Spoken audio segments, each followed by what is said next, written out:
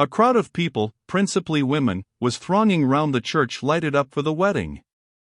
Those who had not succeeded in getting into the main entrance were crowding about the windows, pushing, wrangling, and peeping through the gratings. More than 20 carriages had already been drawn up in ranks along the street by the police. A police officer, regardless of the frost, stood at the entrance, gorgeous in his uniform.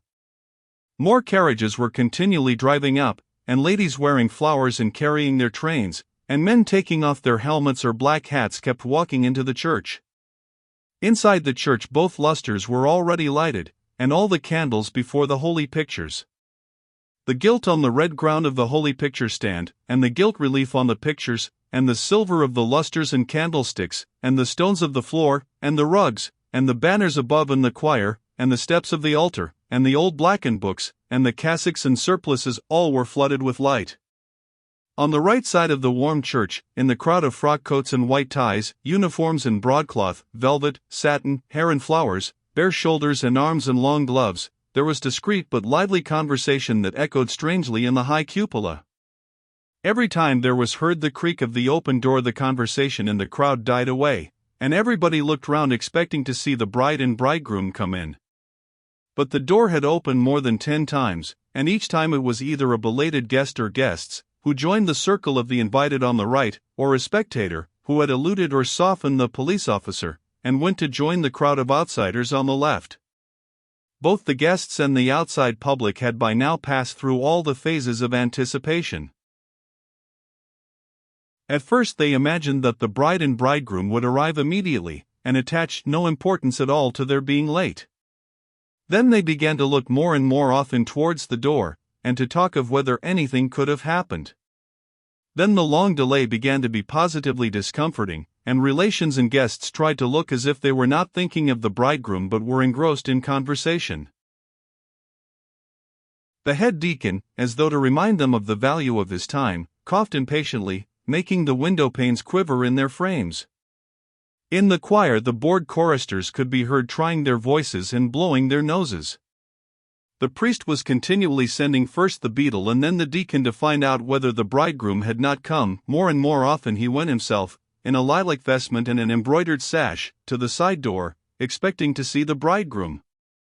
At last one of the ladies, glancing at her watch, said, "It really is strange, though," and all the guests became uneasy and began loudly expressing their wonder and dissatisfaction. One of the bridegroom's best men went to find out what had happened. Kitty meanwhile had long ago been quite ready, and in her white dress and long veil and wreath of orange blossom she was standing in the drawing-room of the Shcherbatskys' house with her sister, Madame Lvova, who was her bridal mother. She was looking out of the window, and had been for over half an hour anxiously expecting to hear from the best man that her bridegroom was at the church. Levin meanwhile, in his trousers, but without his coat and waistcoat, was walking to and fro in his room at the hotel, continually putting his head out of the door and looking up and down the corridor. But in the corridor there was no sign of the person he was looking for, and he came back in despair, and frantically waving his hands addressed Stepan Arkadyevitch, who was smoking serenely. "Was ever a man in such a fearful fool's position?" he said. "Yes, it is stupid," Stepan Arkadyevitch assented, smiling soothingly. "But don't worry, it'll be brought directly." "No, what is to be done?" said Levin, with smothered fury.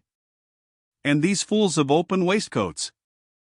"Out of the question," he said, looking at the crumpled front of his shirt. "And what if the things have been taken on to the railway station?" he roared in desperation. "Then you must put on mine." "I ought to have done so long ago, if at all." "It's not nice to look ridiculous." "Wait a bit. It will come round." The point was that when Levin asked for his evening suit, Kuzma, his old servant, had brought him the coat, waistcoat, and everything that was wanted. "But the shirt," cried Levin. "You've got a shirt on," Kuzma answered, with a placid smile. Kuzma had not thought of leaving out a clean shirt, and on receiving instructions to pack up everything and send it round to the Shcherbatskys' house, from which the young people were to set out the same evening, he had done so, packing everything but the dress suit. The shirt worn since the morning was crumpled and out of the question with the fashionable open waistcoat. It was a long way to send to the Shcherbatskys. They sent out to buy a shirt. The servant came back, everything was shut up, it was Sunday. They sent to Stepan Arkadyevitch's and brought a shirt, it was impossibly wide and short. They sent finally to the Shcherbatskys to unpack the things.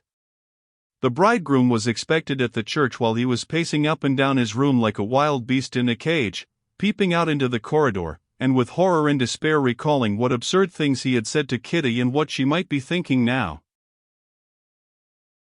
At last the guilty Kuzma flew panting into the room with the shirt. Only just in time. They were just lifting it into the van, said Kuzma.